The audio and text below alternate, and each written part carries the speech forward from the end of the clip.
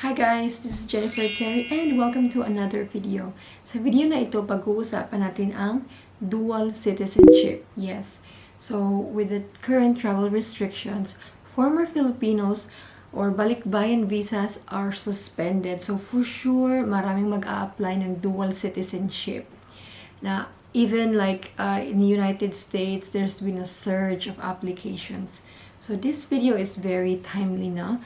So in this video, aalamin natin kung sino ba yung eligible at ano-ano ba yung mga requirements to apply for the dual citizenship.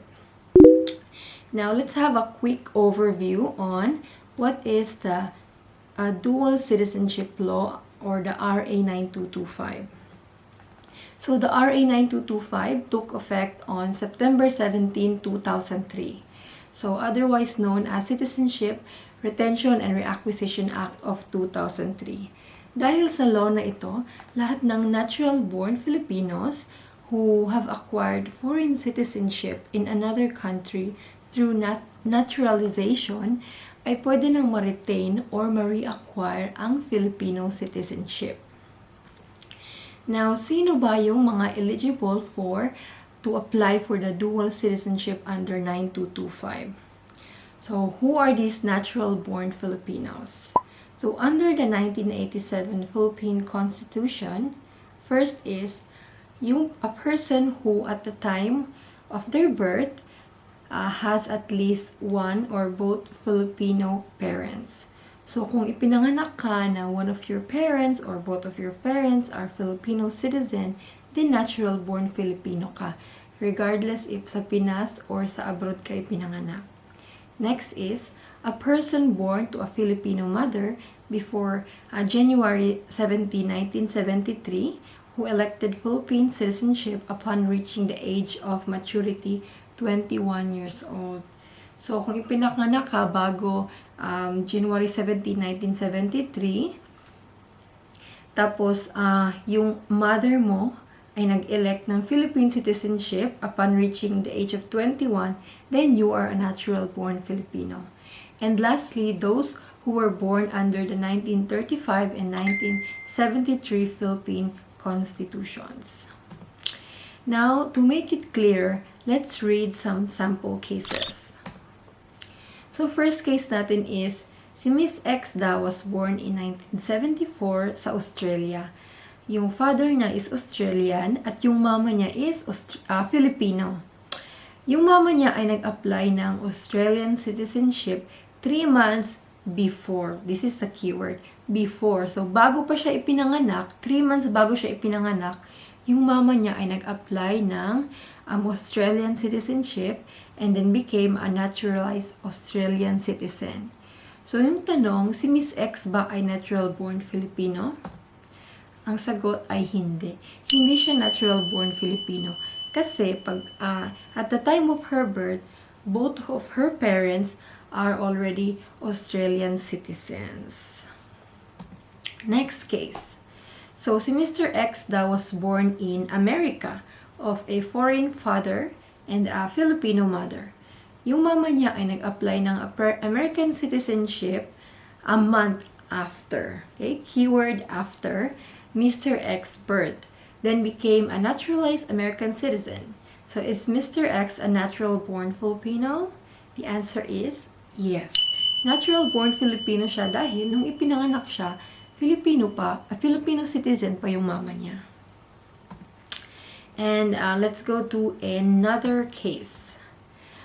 Si Mr. Z was born of a Filipino mother and an American father on January 16, 1973.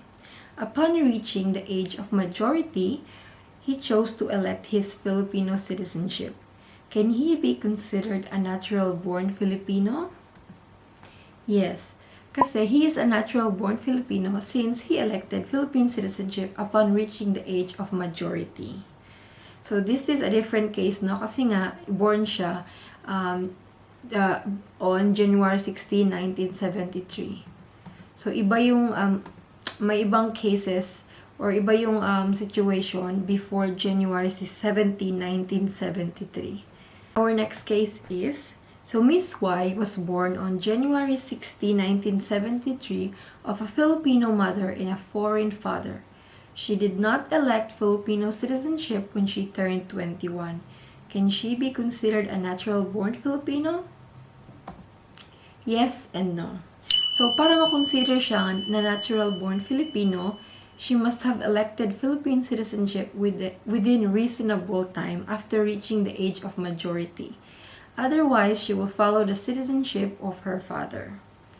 So, ito is choice niya. Kasi nga 1973, constitution. So, choice niya kung pipiliin niya yung gusto niya ba ng Philippine citizenship or follow lang siya sa citizenship ng kanyang father. However, dahil nga sa 1987 constitution, if you are born after 1973 na, you don't have to worry about these election things anymore.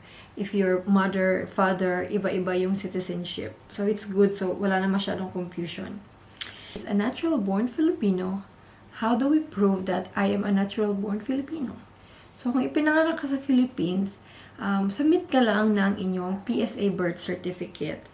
Then, dapat sa birth certificate mo, it should detail that one or both of your parents were Filipinos at the time of your birth.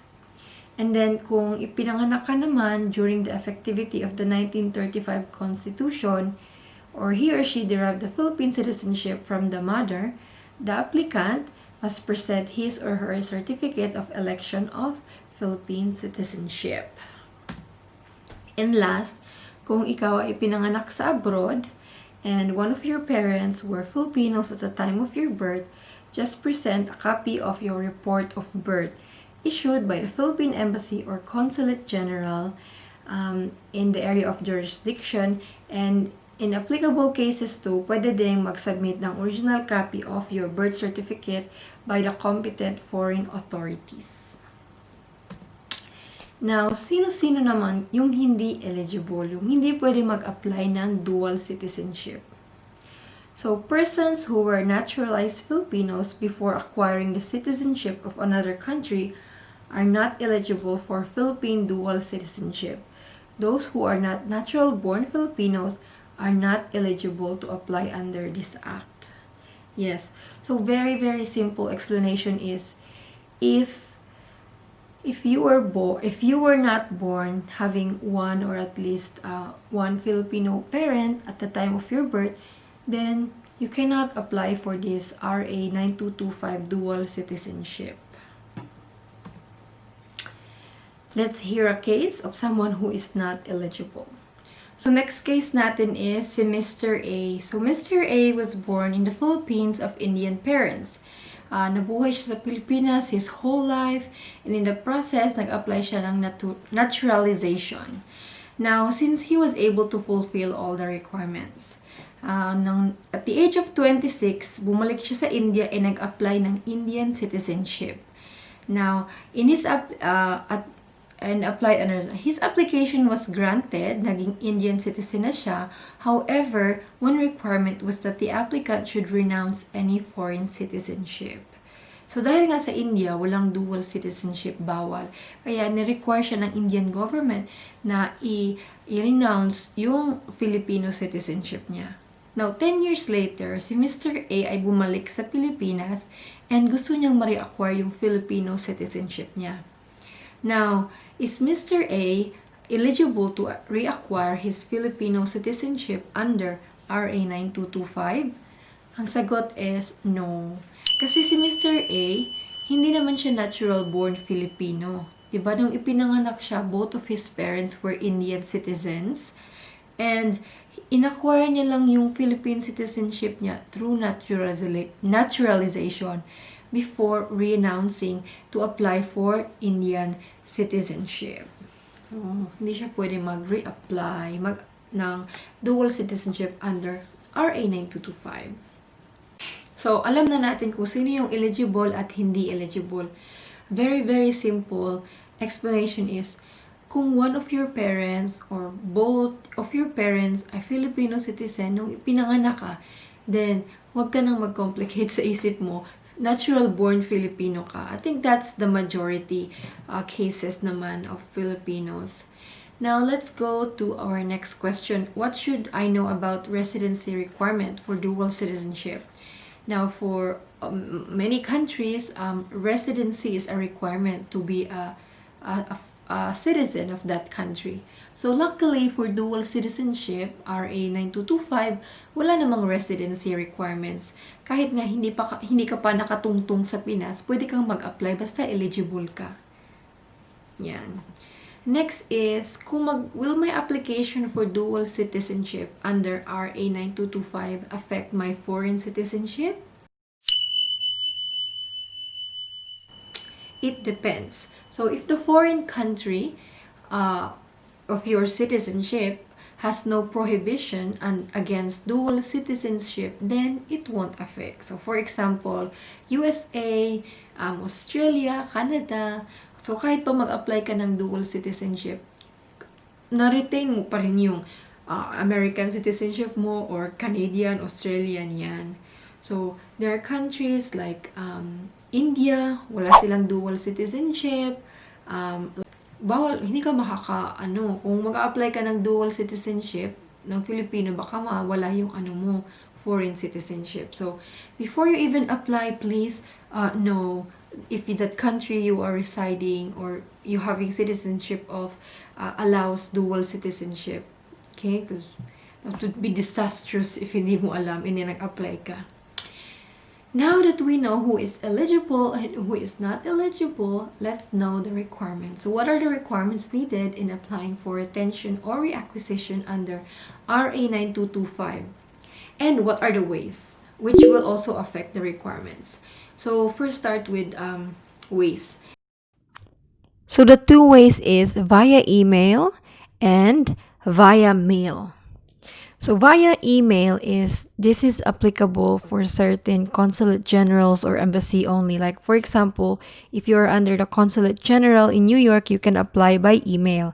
So when you do email, you just submit all the requirements via email, and then they will contact you. If your application is complete, then they will schedule you an appointment for your oath taking. While if you apply by mail, you have to send all the requirements, certified and photocopies. Do not send original. And then when the application is also deemed complete, then they will also contact you and then set you an appointment for your oath taking. Requirements first is accomplish the form for dual citizenship form. It must be notarized, and then you have to attach 2x2 two pictures, colored photographs of yourself with white background. Next is payment for processing fee. So a money order in the prescribed amount of, if you're in the US, it's $50. And payable to the Philippine Consulate General or Philippine Embassy where you are applying. Next naman is bring original and 3 copies if by person. Kung if by person, original plus photocopy. If by mail, notarized plus photocopies. So, ang mga sumusunod. Una is yung PSA birth certificate.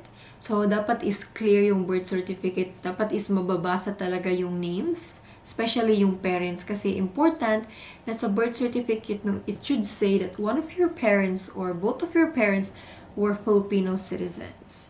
Next is yung Philippine passport mo, the most recent, whether it's expired or still valid. Yeah, photocopy that. Again, if you apply by mail, then photocopy plus notarized or certified. Pero if you're applying by person, then photocopy and then original.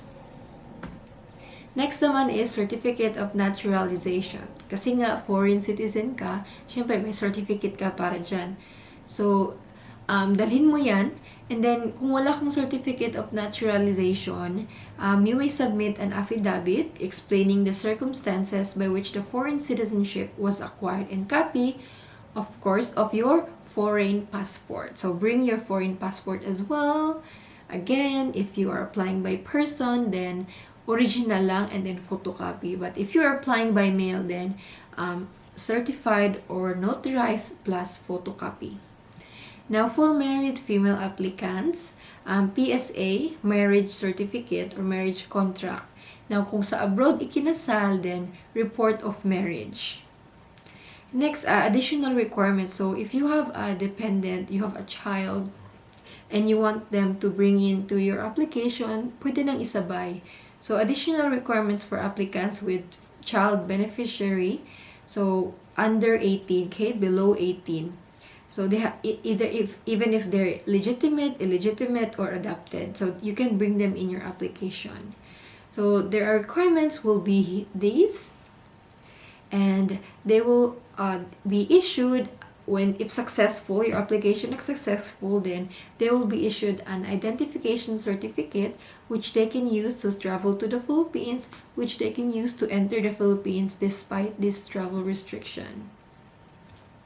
Now, lastly is applicants are encouraged to visit the official website of their respective Philippine embassy or consulate to ensure they comply with the requirements, because some embassies may require additional requirements. So it's best to contact Philippine Embassy or Consulate General where you are applying. So you can also ask whether the application is by mail or by person. So when you apply, this is actually the process.